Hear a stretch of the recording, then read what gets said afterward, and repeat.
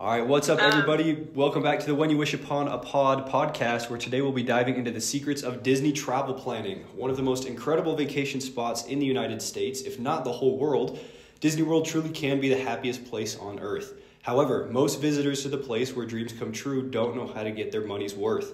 The sheer amount of rides, shows, dinners, and attractions overwhelm the casual consumer and can quickly turn a magical vacation into a stressful money pit.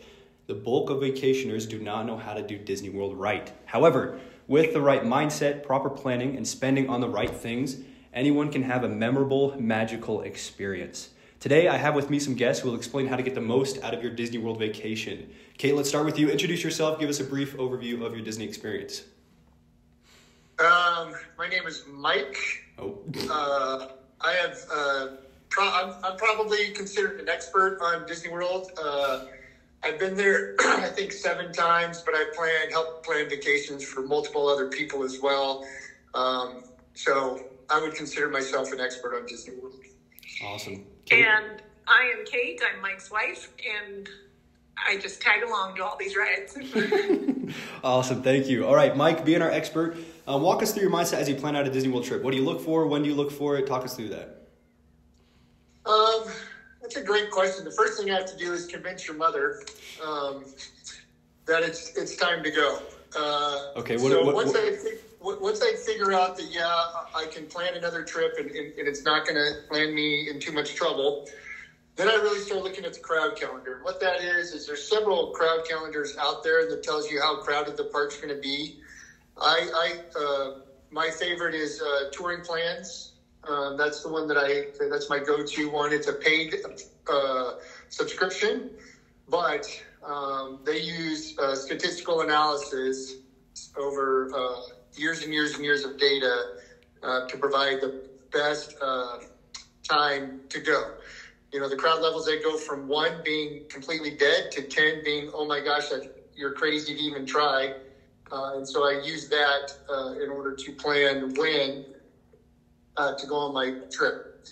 Because we're flying from Oregon, it doesn't make sense for us to go for a quick weekend. So usually when we go, we plan for 6 or 7 days in the park over a 9-day weekend. It's a day on each end of travel. And then we usually, what I've learned over the years is to have a rest day in between. So that's really how I start the planning. It used to be you had to get your dining reservations 180 days in advance, and so you really had to plan ahead. But now that's down to 60 days. So once I plan my dates on the calendar, then what I try and do is I look at the statistical analysis of the touring plans, crowd calendar. I pick the days I want to be in which park. And then I go from there and how to plan. That's the overall big picture planning. Awesome. So it sounds like a lot of things revolve around the crowd calendar. You mentioned dining plans. Is there anything else that you need to reserve in advance before a Disney World trip? Well, your resort, right? There's lots of different ways that you can do Disney World. You can Airbnb. You can stay at a local Orlando hotel. You can stay on property. There's lots of different ways to do Disney. My preference is to stay in the park, in the magic. I try and immerse myself in Disney when I go. You're probably paying a premium to do that, but there are different levels of resorts that you can go to. You know, they have the really nice resorts, they have the intermediate resorts, and then they have the value resorts. And you know, we've stayed at a couple of the value resorts, and but my preference is to stay in a moderate resort. It's called, my favorite is Caribbean Beach. And the reason why is because of the transportation benefits. And at Caribbean Beach, you get the Skyliner, which is a gondola system that takes you to Ep.1 and Hollywood Studios from Caribbean Beach, and you don't have to worry about getting on a bus. Disney does provide transportation, a bus, and it's usually pretty good. But I'll tell you what, at the end of the night, when everybody's trying to go home and you wait in line for 45 minutes to get on a bus, and then you're standing up holding your kid who's asleep on you because you've worn him out. I'm not a big fan of the buses anymore, so I really try and minimize my time on those Disney buses. Sometimes I will pay a little extra for an Uber, but I love the Skyliner. So it's something to say about Go for it. where you stay. If you stay off property, you also need to factor in either car rental and then parking fees or Ubers or, so maybe be a little cheaper to stay off property, but you're going to have to pay extra to get to and from the parks. That's a good point. Yeah, thanks for pointing that out, Kate. So you mentioned that you've helped plan for a couple different families, including your own. What are some good price ranges to look for? About how much per person per day? Like, what's a good budget to take into the park? Budget, Disney, don't go at the same sentence. Oh my gosh, that's a great question. It's not cheap. If you're trying to do Disney World on a budget, I would go to Disneyland. Disney World is not for the faint of heart. Now, if you're local in Florida or you live close and it's a couple-hour drive away, then maybe you can go for a quick weekend, and it is inexpensive. For me, because we usually go for over a week, the cost is not anywhere is not cheap. The cheapest hotel that you can get on property at the really low times, like in September, is probably $150 a night. That's for 4 people. As the crowd gets more expensive, the rooms just go up. I mean, if you want to do one of the nicer resorts, you're paying $700, $800, $900 a night. You can actually pay even more than that if you want. But it really depends what you're looking for. Caribbean Beach, we're probably paying $250 a night. $250 to $280 a night. For 5 of us, we're getting a 5-person room. Park tickets are probably, for a 1-night park ticket, it's probably like $130 to $150, depending on what day you go. Some of them, if you're going on a busy time, it's up to $189 per day. But the longer you go, the cheaper it gets. So for our trip that we are coming up in January, I think we're averaging for a 7-night park ticket, I think it's about $85 a night or a day at the park. So the park tickets get cheaper if you have. Yeah, the more days you go, the park tickets get cheaper. So I'm trying to come to a budget in my mind. So for park tickets and hotel, hang on. He's busting out the calculator. I gotta bust out the calculator. Give me a second. So, hold on. Yeah. So just to clarify, he's pulling up a calculator to try to get about a good estimate for park ticket and then hotel per person per day ish. Yeah. So for us, we're going to be there 8 nights, 7-day park hopper ticket. I'm sorry, 9 nights, 7-day park hopper ticket. It's about $1,500 per person. Okay. But that's we're staying. There's 8 of us going. We're staying 4-door room, so about $1,500, and that'll get you your park ticket and your hotel. Not food or airplane. But that does not include food or airplane. Airplane, costs differ depending on when you're flying out. We got some pretty good deals on airplane. But food will make or break your budget. So, talking about food a little bit, Disney World has some of the best restaurants in anywhere. When we go to Disney, I love Disney World because when I go to Disney World, I do the whole experience. There's shows there's rides, and then there's this nice dining that you can do. You can have character meals where the characters will come out. Some of our previous favorite places to dine. We've dined with princesses. I know that's one of my favorites. We've dined with Winnie the Pooh and his friends. We've dined with Chip and Dale and Mickey. We've done Chef Mickey's with Mickey, Donald, and Pluto. And so if you like those characters, having them come to your table, they interact with you, you get pictures with them, that's a lot of fun. But it's expensive. So, for example, a night at if you want to have a dinner with Winnie the Pooh and friends, it's probably going to be a $65 per person buffet.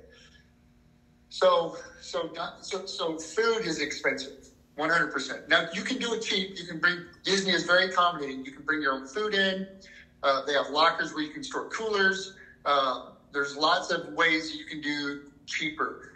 You can do what's called counter service meals. It's a little more fast food, where your lunch and dinner is going to be about $15 to $20 per person.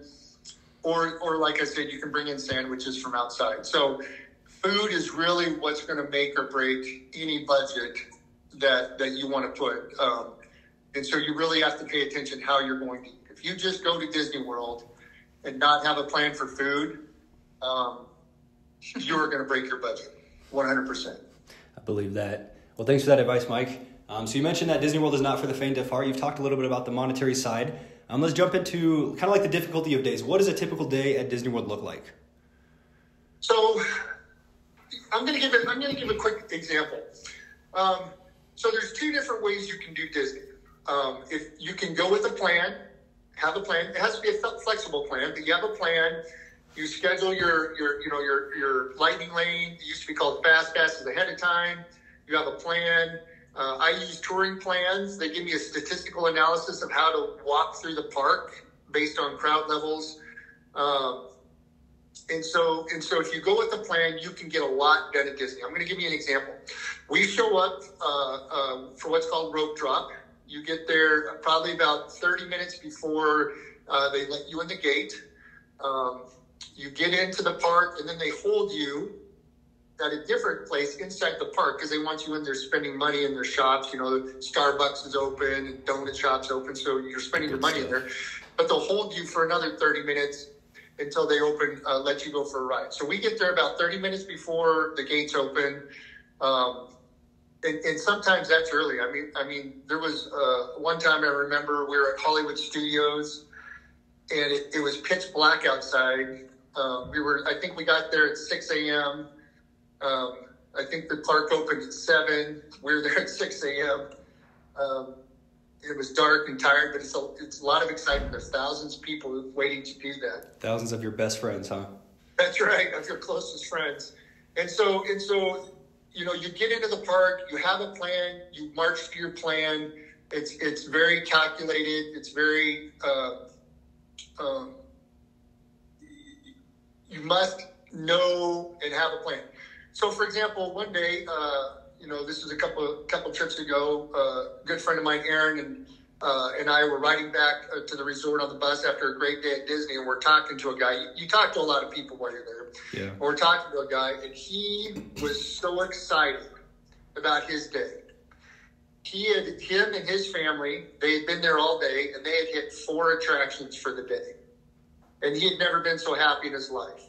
And he was just happy, and he was just telling us about his day. And when he got off, then we got off the bus, Aaron and I were walking back to the resort, and we're like, oh my gosh, he only hit 4 things. We, because of our planning, had hit 16 attractions that day. Dang. And that's the difference of having a plan and not having a plan. Going to Disney World, you can have fun. If you're okay just walking around and people watching and standing in a few lines for an hour and a half and doing 3, 4, 5 things, no problem. You're going to have a great day. But I like to make a little bit more use of my money. And so I'm more inclined to do it's not for the faint of heart, though. We probably have 15,000 to 25,000 steps every day. It gets a little painful by the end of the week, which is why I really recommend a rest day in the middle. But it's a lot of fun. That's awesome. So you mentioned having a plan. You mentioned touring plans is a good way to start. It sounds like a lot of these things come with experience, though, too. Would you agree? 100% it's experience. I remember the first time I went to Disney World. My kids were young. It was just Kate and I, our 5 young kids. We had a 6-month-old baby, and my mom and my aunt went. And we walked into that park, and we rope dropped Dumbo. And now, Dumbo's a great ride, but it's not one that you want to spend your time in the morning going to. We had no clue what we were doing, but we rope dropped Dumbo, and then we went to Barnstormer, and then I don't even remember what we did after that. But experience, it's always good if you're going to go to Disney World, talk to somebody with a little bit of experience, ask them their opinions. Doesn't mean you have to do what they say, but it's good to have a pretty good plan. You know, right now, some of the key rides, for example, you go into Hollywood Studios, everybody's going to two rides. You're either going to Rise of the Resistance or you're going to Slinky Dog Dash. Those are the two with the biggest lines. Get them done. Studios. Get them done early. You want to get them done in the morning. Because, you know, there's still a lot of people who think Disney World is a vacation, and they wake up at 10 a.m., they eat breakfast, they don't get to the park till 11:30, and then they're there in the afternoons. Disney World, to be as successful as I'm talking about, it's really some work. It's a grinder. You got to get there early. You got to get things done in the morning, and in the afternoon you take it a little easy because that's when things are busiest. And then in the evening, things tend to slow down a little bit. Okay. Well, thanks for walking us through that, Mike. Kate, feel free to hop in here. What kind of stuff do you bring into the park? Like, do you bring a bag? Do you bring like a fanny pack? What type of stuff do you bring into the park? I try to keep it as minimal as possible because you're hauling it around, not forgetting it in between rides. They do have lockers, but they are really good about, we never use the lockers, but they are really good about letting you put your backpacks on the ride with you. Charge cord, extra battery to charge a phone, water is good, even though they do provide water. They, of course, they have drinking fountains, but then they provide water at just the counter service restaurants. You can go up and grab some water in a cup. But just trying to keep it sunscreen if you need it. But, sometimes a poncho for those wet rides. Oh, yeah. We love those wet rides. And maybe a jacket in the morning if it's cool, you know, but really just keep it as minimal as possible. That's why we tend to eat in the park too. Yeah, I'll give you an example of why it's important to be minimal. A couple of my kids, one trip we were there, it was chilly in the mornings, and they decided, they swore they needed sweatshirts in the morning, but then it got a little warm. So guess what they did? They left their sweatshirts on one of the rides. By accident. And then I was buying sweatshirts that night when it got cold again. And those are not cheap. No, they're not. But one of the good things about Disney too is everybody has a stroller, right? If your kids are younger, everybody has a stroller. They're really good about providing stroller parking. The one recommendation I have, if you do have kids, do not rent Disney World strollers. They're the worst strollers known to mankind. Hard plastic, useless strollers. There's lots of places in your Orlando area that will deliver a nice double stroller, single stroller, jogging stroller, very nice stroller to your hotel, and then they'll pick it up from the hotel when you're done with it. Very, very nice service. We did that every time we went to Disney World. When the kids were little. I think our last trip we did not have a stroller for the first time. Yeah, usually 5 and younger definitely need a stroller. That's true. 15,000, 25,000 steps. That's not easy for small kids. So definitely that's a good idea. Bring a stroller, not the Disney World ones. That's awesome. No, not the Disney World ones. Okay, well let's hit this last a little bit rapid fire. Any life hacks that you've found? You've mentioned touring plans. Anything else like life hacks for Disney World? A couple of them is I always try the Disney Visa card will provide points for Disney World. So you could, if you use a credit card, it'll provide points that you can use in the park. Not in the park, you have to cash them in beforehand, but they'll send you a gift card. Buying anytime you see Disney gift cards, which rarely happens, Disney gift cards for a reduced price, like on sale. The one place that does sell, if you use a Target Red card, you can get Disney gift cards for 5% off. That's another way to save some money. Looking for the Disney dining plan. If you don't care when you go and you're trying to go on the cheapest budget, whenever they advertise a Disney dining plan, you should just take advantage of it and go. And what that is, we did a couple of trips with the Disney dining plan where we got it for free. And that basically means your whole family, your whole party will eat for free for one table service meal, one counter service meal, and then one or two snacks. That's huge. And that's just a huge, huge cost saving. And sometimes Disney will offer, 25% off their rooms. Not a huge cost savings, but man, when they offered that free dining, it's unbelievable. And one more thing is the photo pass. You can pay a fee, and then there's photographers all throughout the park, and anytime you walk by one, they'll snap your picture, and then you'll get a digital copy of that right to the app. And so it's super fun, especially your first time or two. These photographers are great. They're greatly placed. There's usually not much of a line or any line at all. Also, you get all the photos that they take on the ride. When they snap your photos, you don't have to pay extra for those. That's all included. And that's super fun, your first time or two. Yeah, and that's $150 for your party. Meaning one time I led a group of 23 people through Disney World.